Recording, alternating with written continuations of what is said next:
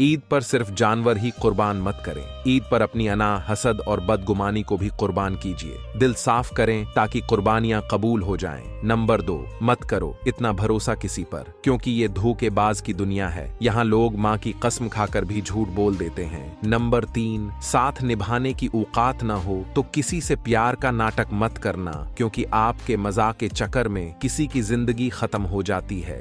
Number 4, किसी से न डरो, न झुको, न मांगो, सिर्फ अल्लाह से मांगो जो गनी जात है, बादशाहों का बादशाह। नंबर 5, जब आपके दरवाजे पर मांगने वाला आ जाए तो उसके जाने के बाद तुम रुविया करो, या अल्लाह तेरा शुक्रिया, तुमने मुझे देने वाला बनाया, मांगने वाला नहीं। नंबर 6, जब इंसान सीखना छोड़ देता है तो तरक्की उसे दूर भागती है, और जब इंसान बद अखलाक हो जाता है तो इंसान उसे दूर भागते हैं। नंबर 7, अपनी हद में रहना सीखो। हद में रहना अल्लाह पाक की बड़ी नामत है। पानी हद से बढ़ जाए तो तूफान बन जाता है, इंसान हद से बढ़ जाए